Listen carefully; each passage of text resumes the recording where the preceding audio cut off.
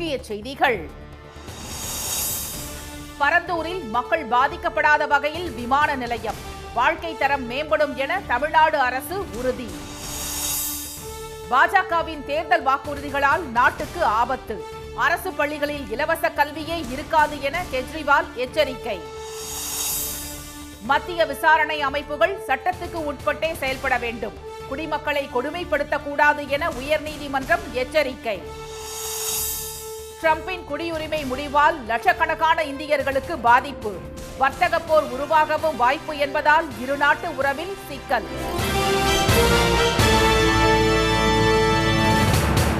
வணக்கம். வணக்கம். பரந்தூரில் மக்கள் பாதிக்கப்படாத வகையில் விமான நிலையம் அமைக்க நடவடிக்கை மேற்கொள்ளப்படும் என தமிழக அரசு உறுதியளித்துள்ளது. பயணிகள் அதிகரிப்பு மற்றும் சரக்கு போக்குவரத்து உயர்வை கருத்தில் கொண்டு எதிர்காலத்திற்கு பயன்படும் வகையில் காஞ்சிபுரம் மாவட்டம் பரந்தூரில் புதிய விமான நிலையம் அமைக்க திட்டமிடப்பட்டுள்ளது. இதற்காக பரந்தூர் சுற்றுவட்டாரத்தில் 5183 ஏக்கர் நிலம் கையகப்படுத்தப்பட உள்ள நிலையில் இந்த நிலங்கள் விளை நிலங்களாகவும் நீர்நிலைகள் உள்ளதாக கூறி அப்பகுதி மக்கள் தொடர் போராட்டங்களில் ஈடுபட்டுள்ளனர். இந்நிலையில் பரந்தூர் பகுதி மக்களின் வாழ்வாதாரமும் நலன்களும் எந்த வகையிலும் பாதிக்கப்படக்கூடாது என்ற அடிப்படையில் தமிழ்நாட்டின் ஒட்டுமொத்த வளர்ச்சிக்கும் இளைஞர்களின் வேலை வாய்ப்புகளுக்கும் பொருளாதார மேம்பாடுகளுக்கும் உறுதுணையாக அமையும் என்பதால் இத்திட்டத்தை செயல்படுத்த முனைந்துள்ளதாக அரசு தெரிவித்துள்ளது. இந்திய விமான ஆணையம் மேற்கொண்ட சாத்தியக்கூறு ஆய்வின் அடிப்படையில் கிரீன்ஃபீல்டு விமான நிலையத்தை மேம்படுத்துவதற்கு பன்னூரை விட பரந்தூர் தளம் நல்ல தளமாக உருவெடுத்துள்ளதாக அதற்கான காரணங்களை அரசு பட்டியலிட்டுள்ளது. பரந்தூரில் உள்ள திட்டத்தளம் வரவிருக்கும் சென்னை பெங்களூரு விரைவு சாலைக்கு அருகில் உள்ளது. சாலை மற்றும் ரயில் இணைப்பை தவிர தேவையான இடங்களுக்கு எளிதாகவும் குறைந்த செலவிலும் சென்று வரத்தக்க இடமாக அமைந்துள்ளது. பன்னூரில் 1546 குடும்பங்கள் வசிக்கின்ற நிலையில் பரந்தூரில் அதைவிட 500 குடும்பங்கள் குறைவாகவே 1005 குடும்பங்கள் மட்டுமே வசிக்கின்றனர். பன்னூருடன் ஒப்பிடும்போது விமான செயல்பாடுகளுக்கு மனிதனால் உருவாக்கப்பட்ட தடைகள் குறைவாகவே உள்ளன. பன்னூர் அருகே உள்ள நிலங்கள் குடியிருப்புகள் மற்றும் தொழிற்சாலைகளுடன் வளர்ச்சியடைந்துள்ளதால் அங்கு விமான நிலைய பணிகளுக்காக கூடுதல் நிலங்களை கையகப்படுத்துவது கடினம். இந்த அரசு பொறுப்பேற்றதற்கு முன்பாகவே 2020ஆம் ஆண்டிலேயே முந்தைய ஆட்சியினால் பரந்தூர் விமான நிலைய இடம் தேர்வு செய்யப்பட்டதாக தெரிவித்துள்ள அரசு, பரந்தூர் விமான நிலையம் தமிழ்நாட்டின் முன்னேற்றத்திற்கு உறுதியாக தேவைப்படும் ஒன்றாக இருக்கும் காரணத்தினால் மக்கள் பாதிக்காத வகையில் நடவடிக்கை மேற்கொண்டு வருவதாக கூறியுள்ளது.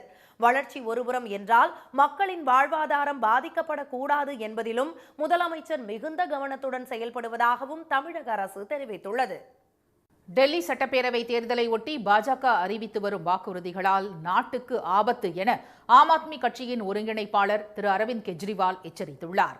70 தொகுதிகளை கொண்ட டெல்லி சட்டப்பேரவைக்கு அடுத்த மாதம் 5ஆம் தேதி தேர்தல் நடைபெறுகிறது. 8ஆம் தேதி வாக்குகள் எண்ணப்பட்டு முடிவுகள் அறிவிக்கப்பட உள்ளது. இந்நிலையில் தனது தேர்தல் அறிக்கையின் முதல் பகுதியை கடந்த வாரம் வெளியிட்ட பாஜக அதன் 2ஆம் பகுதியை நேற்று வெளியிட்டது. அதில் டெல்லியில் உள்ள அரசு கல்வி நிறுவனங்களில் ஏழை மாணவர்களுக்கு KG முதல் PG வரை இலவச கல்வி வழங்குவோம் என்று புதிய வாக்குறுதியை வெளியிட்டுள்ளது. இதனை பல்வேறு கட்சிகளும் விமர்சித்து வருகின்றன. இந்நிலையில் மத்தியில் ஆளும் பாஜக வெளியிட்ட தேர்தல் அறிக்கையானது தேசிய தலைநகருக்கும் நாட்டுக்கும் ஆபத்தானது என திரு கெஜ்ரிவால் எச்சரித்துள்ளார். நாங்கள் கல்வியை இலவசமாக்கி உள்ளோம் என்று தெரிவித்துள்ள அவர், ஆனால் பாஜகவினர் ஆட்சிக்கு வந்தால் இலவச கல்வி மற்றும் இலவச மின்சாரத்தை நிறுத்தி விடுவார்கள் என்று கூறியுள்ளார். மொஹல்லா கிளினிக்குகள் உள்பட இலவச சுகாதார சேவைகளை நிறுத்த பாஜக திட்டமிட்டுள்ளதாகவும் அவர் சாடினார். டெல்லியில் பாஜக மீண்டும் ஆட்சி அமைத்தால் அரசு பள்ளிகளில் இலவச கல்வியே ஒழிந்துவிடும், அரசு பள்ளிகளில் தேவைப்படும் மாணவர்களுக்கு மட்டும் இலவச கல்வி வழங்கப்படும் என்று தனது அறிக்கையில் கூறியுள்ளதை சுட்டிக்காட்டியுள்ள திரு கெஜ்ரிவால், பாஜக மிகவும் ஆபத்தான கட்சி என்பதால் தவறுதலாக அவர்களுக்கு வாக்களித்தால் உங்கள் குடும்பங்கள் சிரமத்துக்கு ஆளாகும் என்றும் ஏழைகள் மற்றும் நடுத்தர வர்க்கத்தினர் டெல்லியில் வசிக்க முடியாத சூழல் உருவாகும் என்று கூறியுள்ளார். அமலாக்கத்துறை உள்ளிட்ட மத்திய விசாரணை அமைப்புகள் சட்டப்படி செயல்பட வேண்டும், குடிமக்களை கொடுமைப்படுத்தக்கூடாது என்று மும்பை உயர்நீதிமன்றம் கடுமையாக எச்சரித்திருப்பது பெரும் பரபரப்பை ஏற்படுத்தியுள்ளது. சிபிஐ, வருமான வரித்துறை, அமலாக்கத்துறை போன்றவற்றின் மூலம் மத்திய பாஜக அரசு எதிர்க்கட்சியினர் மற்றும் தொழிலதிபர்களை அச்சுறுத்தி வருவதாக திமுக, காங்கிரஸ், திரிணாமுல் காங்கிரஸ், ஜார்க்கண்ட் முக்தி மோர்ச்சா உள்ளிட்ட பல்வேறு கட்சிகள் குற்றம் சாட்டி வருகின்றன. இந்நிலையில் மும்பை அந்தேரி பகுதியில் அடுக்குமாடி குடியிருப்பில் 2 தளங்களை நிலங்களை 6 கோடி ரூபாய்க்கு வாங்குவது தொடர்பாக திரு ராகேஷ் பிரிஜ்லால் ஜெயின் என்பவர் ரியல் எஸ்டேட் நிறுவனத்திற்கும் வாங்குபவருக்கும் இடையே ஏற்பட்ட பிரச்சனை தொடர்பான வழக்கில் ரியல் எஸ்டேட் நிறுவனம் சட்டவிரோத பண பரிமாற்றத்தில் ஈடுபட்டதாக மும்பை விலே பார்லே காவல் நிலைய போலீசார் அமலாக்கத்துறைக்கு புகார் அனுப்பினர். இதன் பேரில் தனி கிரிமினல் வழக்கு தொடர்ந்த அமலாக்கத்துறை குற்றப்பத்திரிகை தாக்கல் செய்ததில் சம்பந்தப்பட்ட சொத்தை சிறப்பு நீதிமன்றம் முடக்கியது. இதை எதிர்த்து திரு ராகேஷ் பிரிஜ்லால் ஜெயின் மும்பை உயர்நீதிமன்றத்தில் மேல்முறையீடு செய்தார். இந்த வழக்கு நீதிபதி திரு மிலிந்த் ஜாதவ் முன்னிலையில் விசாரணைக்கு வந்தது. அப்போது சட்டவிரோத பண பரிமாற்ற தடுப்பு சட்டத்தை செயல்படுத்தும் போர்வையில் அடக்குமுறை ஏவப்பட்டுள்ளதாக குறிப்பிட்ட நீதிபதி ரியல் எஸ்டேட் நிறுவனம் மீதான நடவடிக்கைகளை தள்ளுபடி செய்தார். மேலும் புகார்தாரர் திரு குல் அச்ராவுக்கு 1 லட்சம் ரூபாய் அபராதம் விதித்த மும்பை உயர்நீதிமன்றம் அமலாக்கத்துறை உள்ளிட்ட விசாரணை அமைப்புகள் சட்டத்திற்கு உட்பட்டு செயல்பட வேண்டும் என்றும் அவர்களாக சட்டத்தை கையில் எடுத்துக் கொள்ளக்கூடாது என்றும் கடுமையான எச்சரிக்கை அனுப்பப்பட வேண்டும் என்றும் தெரிவித்தது. மத்திய விசாரணை அமைப்புகள் குடிமக்களை கொடுமைப்படுத்தும் நோக்கத்துடன் செயல்படக்கூடாது என்றும் மும்பை உயர்நீதிமன்றம் அறிவுறுத்தியுள்ளது. அமெரிக்காவில் குழந்தை பிறந்தால் தாமாக அமெரிக்க குடியுரிமை வழங்குவதை அதிபர் ட்ரம்ப் ரத்து செய்துள்ளதால் லட்சக்கணக்கான இந்தியர்கள் பாதிக்கப்படும் நிலை உருவாகியுள்ளது. அமெரிக்காவின் 47வது அதிபராக பதவியேற்ற ட்ரம்ப் குடியேற்றம், காலநிலை, சுகாதாரம், ஆதரவாளர்களுக்கு மன்னிப்பு என ஏராளமான உத்தரவுகளை பிறப்பித்துள்ளார். அமெரிக்க குடியுரிமை தொடர்பான அவரது உத்தரவு தற்காலிக விசாவில் பணியாற்றும் அனைவருக்கும் பெரும் ஏமாற்றத்தை ஏற்படுத்தியுள்ளது. இந்தியா மற்றும் சீனாவை சேர்ந்த இளைஞர்களுக்கு அமெரிக்க வேலை என்பது பெரும் கனவாக உள்ளது. சமீபத்திய கணக்கெடுப்பின்படி அமெரிக்காவில் 54 லட்சத்திற்கும் மேற்பட்ட இந்தியர்கள் வசித்து வருகின்றனர். இதில் 34% பேர் அமெரிக்காவில் பிறந்ததால் அந்நாட்டு குடியுரிமை பெற்றவர்கள் என்பது குறிப்பிடத்தக்கது. மேலும் இந்தியர்கள், சீனர்கள் உள்ளிட்ட லட்சக்கணக்கானோர் தற்காலிக விசாவில் பணியாற்றும் நிலையில் அவர்கள் நிரந்தர குடியுரிமை கோரி விண்ணப்பிப்பதும் அதிகரித்து வருகிறது. அமெரிக்க குடியுரிமையை பெறுவதற்காக பல்வேறு நாட்டினர் சுற்றுலா விசாவில் சென்று அமெரிக்காவில் குழந்தை பெறுவதும் அதிக அளவில் அரங்கேறியது. இதனிடையே அண்டை நாடான மெக்சிகோவில் இருந்து ஏராளமானோர் சட்டவிரோதமாக எல்லை தாண்டி அமெரிக்காவுக்குள் நுழைந்து வந்தனர். ஆப்பிரிக்க நாடுகளைச் சேர்ந்தவர்களும் மெக்சிகோ வழியாக அமெரிக்காவில் நுழைவதை வழக்கமாக வைத்திருந்தனர். இப்படி சட்டவிரோதமாக நுழைந்தவர்களுக்கும் அமெரிக்காவில் குழந்தை பிறந்தால் அக்குழந்தைக்கு தானாக அமெரிக்க குடியுரிமை வழங்கப்பட்டு வந்தது. இந்நிலையில் பிறப்புரிமையால் வழங்கப்படும் குடியுரிமைக்கு தடை விதிக்கப்பட்டுள்ளதால் லட்சக்கணக்கான இந்தியர்கள், குறிப்பாக ஐடி துறையில் பணியாற்றுபவர்கள் எதிர்காலத்தில் அமெரிக்க குடியுரிமை பெறுவது கணிசமான அளவு குறையும் சூழல் ஏற்பட்டுள்ளது. ட்ரம்பின் இந்த உத்தரவு இந்தியாவுக்கு எதிரான வர்த்தக போரை கூட உருவாக்கலாம் என்ற ஐயம் எழுந்துள்ளது. இந்தியாவின் உச்சபட்சமான இறக்குமதி வரி தங்களது வர்த்தகத்தை பாதிப்பதாக அவை தொடர்ந்து குற்றம் சாட்டி வருவதால் குடியுரிமை ரத்து பிரச்சனை இரு நாடுகளுக்கு இடையே வேறு சில சிக்கல்களையும் உருவாக்கலாம் என அஞ்சப்படுகிறது. பிறப்புரிமை அடிப்படையிலான குடியுரிமையை முடிவுக்கு கொண்டு வருவதற்கான நிர்வாக உத்தரவில் ட்ரம்ப் கையெழுத்திட்ட சில மணி நேரங்களில் நியூ ஹாம்ப்ஷயரில் உள்ள குடியேற்ற வழக்கறிஞர்கள் அதற்கு எதிராக வழக்கு தொடர்ந்துள்ளனர். வான்வெளியில் ஒரே நேரத்தில் 6 கோள்களும் அணிவகுக்கும் அரிய நிகழ்வை காண சென்னை பிர்லா கோளரங்கத்தில் சிறப்பு ஏற்பாடு செய்யப்பட்டுள்ளது.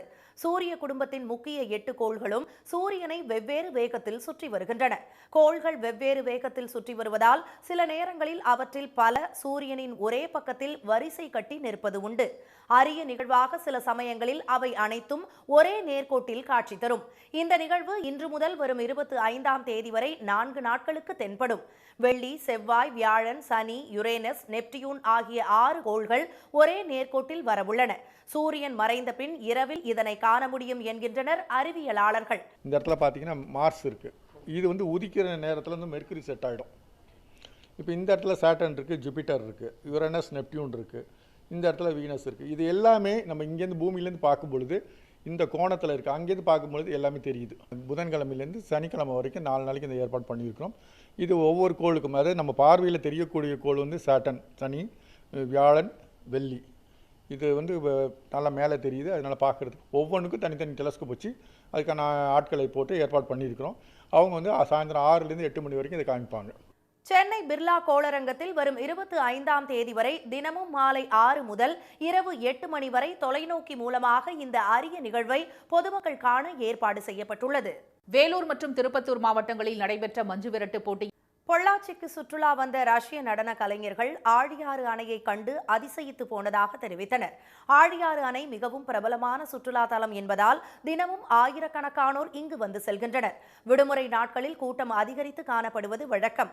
இந்தியா ரஷ்யா நட்புறவு கழகம் சார்பாக ஆண்டுதோறும் இந்தியாவிலிருந்து கலாச்சார பரிமாற்ற திட்டத்தில் நடன கலைஞர்கள் மற்றும் பல்வேறு கலைஞர்கள் ஒவ்வொரு ஆண்டும் ரஷ்யாவுக்கு செல்வது வழக்கம். அதுபோலவே ரஷ்யாவிலிருந்து நடனம் மற்றும் கலை நிகழ்ச்சிகள் நடத்துபவர்கள் இந்தியாவில் கலை நிகழ்ச்சிகள் நடத்துவதற்காக வருகை தருகின்றனர். அதன் ஒரு பகுதியாக இந்த ஆண்டு ரஷ்யாவிலிருந்து வருகை தந்த அந்நாட்டு கலாச்சார குழுவினர் கோவை மாவட்டம் பொள்ளாச்சி அருகே உள்ள பிரசித்தி பெற்ற ஆனைமலை மாசாணியம்மன் கோயிலுக்கு சென்றதுடன் ஆழியாறு அணையின் இயற்கை அழகையும் கண்டு ரசித்தனர். ஆழியாறு அணை அருகே உள்ள பூங்காவை ரசித்து பார்த்து உற்சாகத்தில் திளைத்த ரஷ்யா நடன கலைஞர்கள் சுற்றுலா பயணிகளுடன் செல்ஃபி மற்றும் புகைப்படம் எடுத்து மகிழ்ந்தனர். சிவகங்கை அருகே உள்ள பாகனேரியில் 200 ஆண்டு கால பாரம்பரிய செவ்வாய் பொங்கல் வெகு சிறப்பாக நடைபெற்றது. நாட்டரசன் கோட்டையில் பிரசித்தி பெற்ற புல்வநாயகி அம்மன் கோயில் முன் ஆண்டுதோறும் தை மாதம் பொங்கல் பண்டிகை முடிந்து அடுத்து வரும் செவ்வாய்க்கிழமை இவ்விழா நடக்கிறது.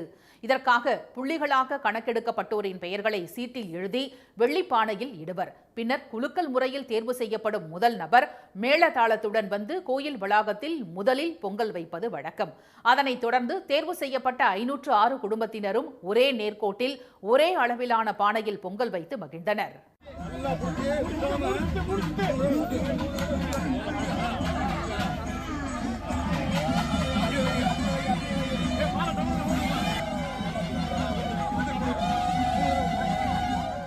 செவ்வாய் பொங்கல் விழாவில் முன்னதாக நேர்த்திக்கடன் செலுத்துவதையும் அவர்கள் வழக்கமாக கொண்டுள்ளனர். உறவினர்களை ஒன்று சேர்க்கும் விழாவாக இந்த நிகழ்வு நடைபெறுவதாக அப்பகுதியினர் மகிழ்வுடன் கூறினர். புள்ளிங்கிறது ஒரு ஆண்மகனோட திருமணத்துக்கு அப்புறம் சொல்லப்படுற பேர் தான் ஒரு புள்ளின்னு சொல்லுவாங்க. அந்த புள்ளி அத்தனை பேருமே 510 பேருமே அந்த பொங்கல் வைக்கிறதுக்கு கண்டிப்பாக வந்துடுவாங்க. வேறு எந்த கல்யாணம் தேர் திருவிழா எதுக்கு வர்றாங்களோ இல்லையோ செவ்வாய் பொங்கலுக்கு எந்த நாட்டில் இருந்தாலும் கண்டிப்பாக வந்துடுவாங்க. பார்த்திங்கன்னா ஃபுல் என்ஜாய்மெண்ட்டோட எங்கள் பில்வநாயகி அம்மனுக்காக நாங்கள் இதை கொண்டாடுறாங்க. இந்த பொங்கலில் பார்த்திங்கன்னா சிறப்பான நிகழ்ச்சி என்னென்னு பார்த்திங்கன்னா பொண்ணு பார்க்குறது, மாப்பிள்ளை பார்க்குறது, இந்த படலம்லாம் நடக்குங்க. இதில் பேசி நிச்சயம் பண்ணிக்கிறது எல்லாமே. தமிழகம் முழுவதிலும் இருந்து ஏராளமான குடும்பத்தினர் செவ்வாய் பொங்கல் விழாவில் கலந்து கொண்டு மகிழ்ச்சியை வெளிப்படுத்தினர். பொங்கல் வைத்த பின்னர் அம்மனுக்கு சிறப்பு அபிஷேகம் நடைபெற்றது. இதேபோன்று நாட்டரசன் கண்ணுடைய நாயகி கோயில் முன் 922 பொங்கல் பானைகளில் பொங்கல் வைத்து வழிபாடு நடத்தப்பட்டது. இந்தியா இங்கிலாந்து அணிகளுக்கு இடையேயான T20 போட்டி கொல்கத்தாவில் இன்று நடைபெறுகிறது. இந்தியாவில் சுற்றுப்பயணம் மேற்கொண்டுள்ள இங்கிலாந்து கிரிக்கெட் அணி 5 T20 போட்டிகள் மற்றும் 3 ஒருநாள் போட்டிகளில் விளையாட உள்ளது. இந்நிலையில் கொல்கத்தா ஈடன் கார்டன் மைதானத்தில் இன்று நடைபெறும் முதலாவது T20 போட்டி இந்திய ரசிகர்களிடையே எதிர்பார்ப்பை ஏற்படுத்தியுள்ளது. சூரியகுமார் தலைமையிலான இந்திய அணியில் ஹர்ஷித் ராணா, நிதிஷ் ரெட்டி இடம்பெற்றுள்ளனர். இரண்டாவது கீப்பராக துருவ் ஜுரல் இணைந்துள்ளார். அதிரடி வீரர்களான ஜெய்ஷ்வால், சுப்மன் கில் மற்றும் ரிஷப் பந்த் ஆகியோருக்கு ஓய்வு அளிக்கப்பட்டுள்ளது. எனினும் அபிஷேக் சர்மா, ஹர்திக் பாண்டியா, திலக் வர்மா கொண்ட இந்திய பேட்டிங் படை சாதிக்கும் என்ற எதிர்பார்ப்பு எழுந்துள்ளது. இந்திய அணியின் வேகப்பந்து வீச்சாளர் முகமது ஷமி 14 மாதங்களுக்கு பின் அணிக்கு திரும்பியிருப்பதும் ஆர்வத்தை அதிகரித்துள்ளது. ஜோஸ் பட்லர் தலைமையிலான இங்கிலாந்து அணியில் இளம் வீரர் ஜேக்கப் பெத்தேல் பலரது கவனத்தை ஈர்த்துள்ளார். சென்னை சேப்பாக்கத்தில் வரும் 25ஆம் தேதி நடைபெறும் இரண்டாவது போட்டி எதிர்பார்ப்பை எகிரச் செய்துள்ளது. மீண்டும் முக்கிய செய்திகள். பரந்தூரில் மக்கள் பாதிக்கப்படாத வகையில் விமான நிலையம் அமைக்க நடவடிக்கை மேற்கொள்ளப்படும் என தமிழக அரசு உறுதியளித்துள்ளது. டெல்லி சட்டப்பேரவை தேர்தலையொட்டி பாஜக அறிவித்து வரும் வாக்குறுதிகளால் நாட்டுக்கு ஆபத்து என ஆம் ஆத்மி கட்சியின் ஒருங்கிணைப்பாளர் கெஜ்ரிவால் எச்சரித்துள்ளார்.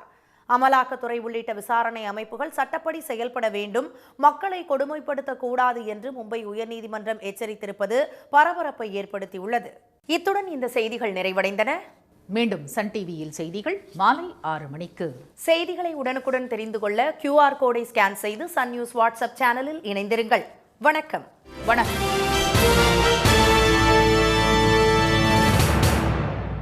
உடனுக்குடன் செய்திகளை தெரிந்து கொள்ள சன் நியூஸ் பெல் ஐகானை கிளிக் பண்ணுங்க.